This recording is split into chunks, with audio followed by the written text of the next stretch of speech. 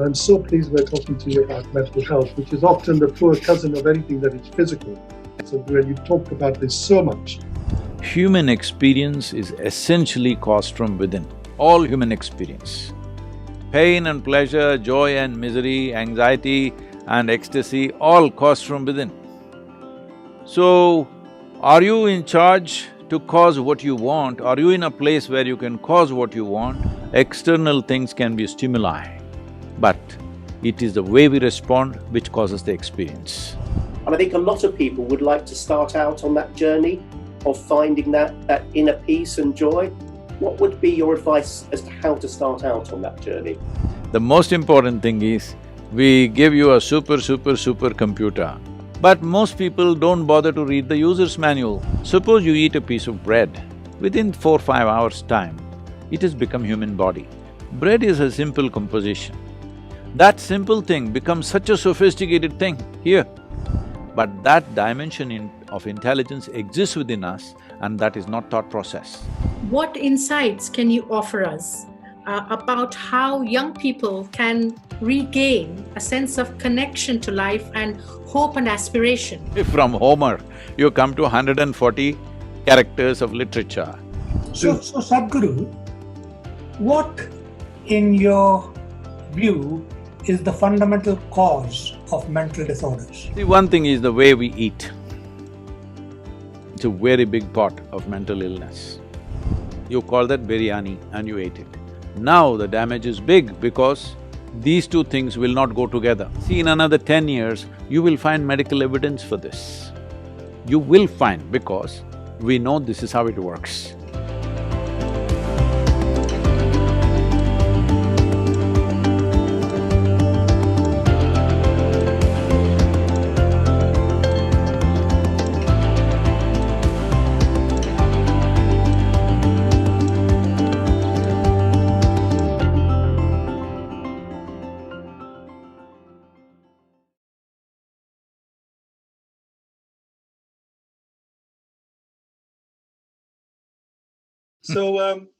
Well, it's lovely to see you again, Sadhguru. So hopefully we will have the pleasure of meeting you in person one day. And a very warm welcome to all our guests and viewers at a time when many of us are experiencing physical and mental strain from COVID-19. So firstly, a self-introduction, if I may. I know we've met before, but I'll give a brief self-introduction. I'm Professor J.S. Pamra. I'm Senior UK Psychiatrist, Chair of the British Association of Physicians of Indian origin. I'm a researcher, writer, and lecturer. I'm born in Tanzania. I did my medicine at Patiala Medical College in India, and now Manchester has been my home for nearly 40 years. Now, Sadhguru, I'm going to make the analogy today of a ship. So I'm the captain of the ship. It's called the HMS Sadhguru. On board, we have Sadhguru. Don't crash it, huh? No, this is not the time. This is HMS Sadhguru is plain sailing. That's why we're all on board with you. So on board, of course, we have yourself, Sadhguru. We have the crew, Isha Foundation. And in our deluxe cabins, we have Dr. Adrian James, President of the Royal College of Psychiatrists, Professor Swaranpreet Singh, he's an academic psychiatrist, and Dr. Ananta Dave, who's child and adolescent psychiatrist. Namaskaram. I will give you a proper introduction to them afterwards. But Sadhguru, as I was saying, you'll be pleased to know that no turbulence or storms are expected. It's going to be plain sailing, and the weather is going to be absolutely fine. So let me put a context to our discourse today, and I'm so pleased we're talking to you about mental health, which is often the poor cousin of anything that is physical. Many of us will be aware from the conversations you have had about COVID-19 and its impact on physical health, the brain and the mind. And everyone will appreciate that the most powerful organ in our body is not the heart, the liver, or the brain. In fact, in today's virtual world, it is our thought. Because our thought can make us sink, it can make us fly. It can make any organ in the body malfunction. Why does one patient with cancer do better than another patient with the same cancer? Why does one patient with a heart attack fare better than another patient with a heart attack?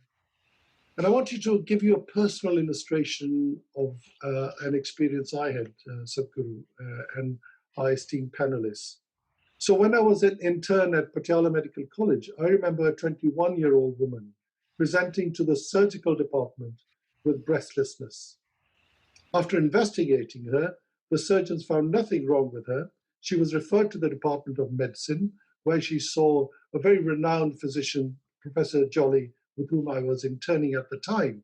And he decided that the cause of breathlessness was psychiatric.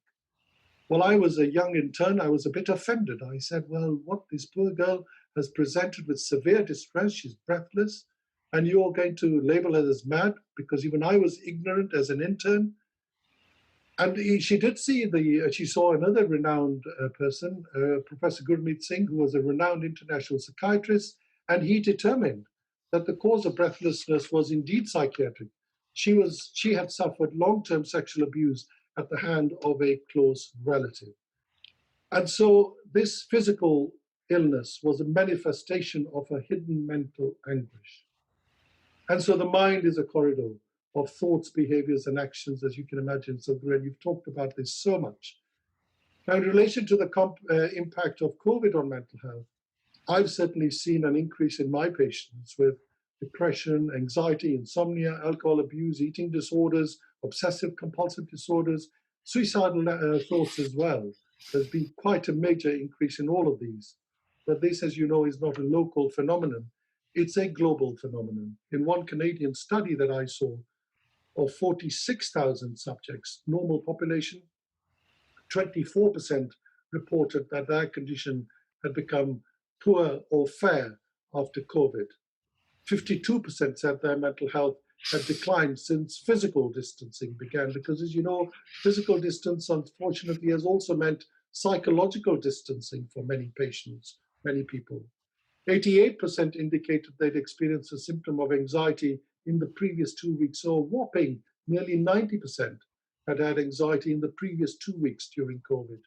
64% of young people, and Anta, you'd be interested to hear this, of youth aged 15 to 24 reported a decline in mental health. And you know, the thing about this is that there are no blood tests to determine mental health. There's a blood test to determine the virus, antibodies, and all of that, and how immune you are or we are. There is no litmus test for mental health problems, and there is no vaccination that will stop mental illness, which is why seminars like this and what you all have done, and Sadhguru, you've done internationally, why they are very important to address some of these issues. So now, folks, HMS Sadhguru is fully boarded. Back to my analogy, and we're ready for departure, Sadhguru. Ultimate journeys of destinations, obviously knowledge. Knowledge so that people can be empowered to better understand and cope with mental distress, corona anxiety, severe depression, whatever you call it, and also help their loved ones too. But en route, we will make 3 stops. But I've made the introduction, Sadhguru. I just want to make a very brief introduction to yourself. I'm going to fail in my attempt, I know. But what have I gleaned? Well, First tell them I'm not your client, please tell them clear that. definitely not. No, definitely. Certainly not. We're here to actually get your wisdom in all of this. And of course, my esteemed colleagues who got so much experience. So this is a sharing and caring experience for all of us. And so, you know, so what I gleaned was that obviously you're a fountain of wit and wisdom, and we are in your darbar on HMS Sadhguru to share that experience with you. Now, you've been variously described as an Indian mystic, whatever that means. You're a spiritual master, a grand yoga master, a philanthropist, and I've seen all of the stuff you've done on that, as well as the environment. So you're an environmentalist, you're a very charitable person. And as I said to you at my last seminar with you on inner engineering, I think you're a scientific spiritualist. And you will remember that I told you that I was a man of science, but of course, you know, what you do is absolutely marvelous. So, Sadhguru, I've made some introductory remarks. Before I introduced our esteemed passengers, I just wondered if there might be other words you might want to give us before we start on our journey. See, in this pandemic situation, because I think we're focusing on this aspect,